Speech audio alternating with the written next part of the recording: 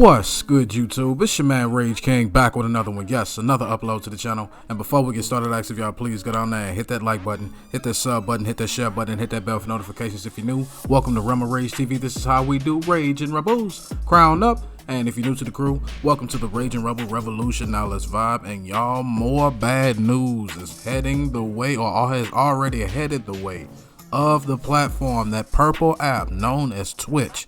Now we got an article here we're gonna read, we're gonna react. That's just how we do. Alright, so without further ado, let's get into it. Twitch lays off over 400 people, CEO steps down. I did an earlier video about a couple days ago to a week ago about the Twitch CEO stepping down and why I thought that much wasn't going to change for the positive there. Be sure to go check it out when you get a chance. Alright, Twitch has undergone massive layoffs as its revenue has not kept pace with expectations. Twitch announced that it has undergone a mass layoff with more than 400 employees losing their jobs. Along with this news, Twitch CEO and co-founder Emmett Shear has stepped down after 16 years.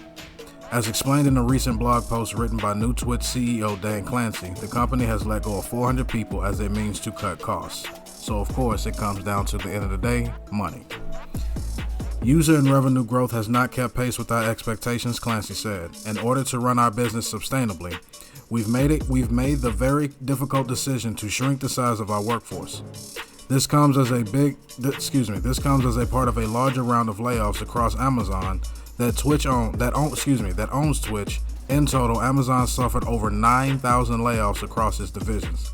9,000 layoffs, y'all. 400 from Twitch alone. That is insane. Now, former Twitch CEO and co-founder Emmett Shear announced his departure from the company on March 20th, 2023. With my first child just born, I've been reflecting on my future with Twitch, Shear said. Twitch often feels to me like a child that I've been raising as well, and why I will always want to be there if Twitch needs me. At 16 years old, it feels to me Twitch is ready to move out of the house and venture alone. So it is with great poignancy that I share my decision to resign from Twitch's CEO. Twitch's new CEO, Dan Clancy, who previously served as the company's president prior to Shear's departure. Twitch says it has big opportunities ahead to support streamers and their communities following the news of the layoffs, though it's unclear of what this entails. So let me go ahead and stop right there. As I've said before, when you switch CEOs, when somebody of power steps down and someone that has been real close to them, someone that is still within the same circle of people that they were in, whenever there is a switch there, nothing of true significance, or of positive significance I should say, ever truly happens. That's just like if you were to go to, say, let's just take Take-Two Interactive for an example, right? If you were to go to them and say, yeah, Strauss Zelnick is out as the CEO of Take-Two Interactive, but he's replaced by his brother. I don't know who they were replacing with. Let's just say they replaced him with his brother, who's been working with him just as long as he's been there at 2K or at Take-Two Interactive. Does anything of positive change really work there in that situation? Do you really see a significant change of positivity there when you see that? Because in my opinion, I would not. Because when you have someone that pretty much thinks the same way that the prior person does, what changes for the better? There's really nothing changed. You just change the status quo. It's pretty much, you're taking a Sprite bottle, right? You're taking that off and putting Sierra Mist on it. You understand what I'm saying? Or you got Dr. Pepper and you're replacing the label with Dr. Thunder. It's essentially the same thing, just a different branding. You understand what I'm saying? And that's what I get when I saw the CEO that stepped down, Emmett Shear. He got replaced by the guy Dan Clancy, and they've been working together for 16 years. Nothing of significance changed, which leads me to this point.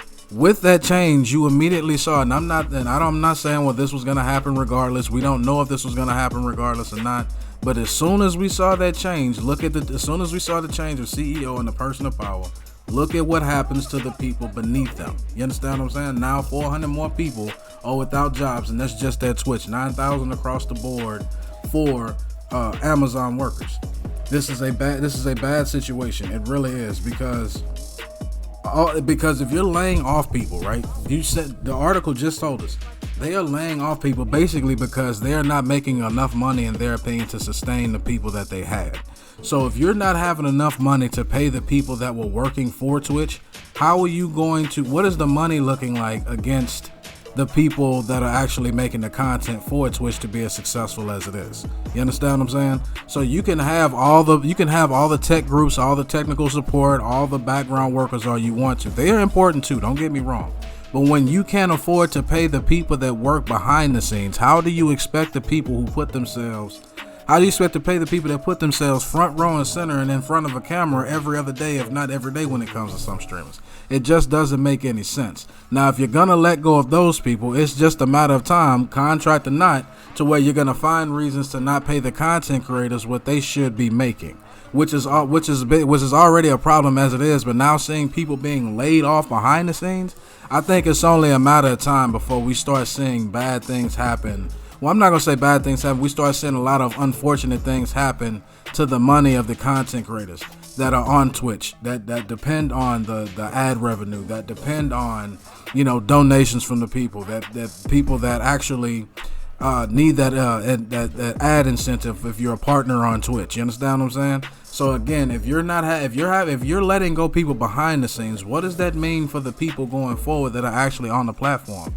Hence the reason why you saw a lot of people pretty much take their ball and went and played on another court, went and found Kick, went and found YouTube, went and found TikTok. They went and found other avenues to actually promote their brand, to actually have a place to create content and make decent money off of it. And I just think that more unfortunate things are gonna come from this platform called Twitch. But that's just my opinion. Y'all let me know down in the comment section what y'all think about this news from Twitch, man. As long as y'all remain respectful and logical, we can have a conversation. That's the end of my video, and I'll catch y'all in the next one. Peace.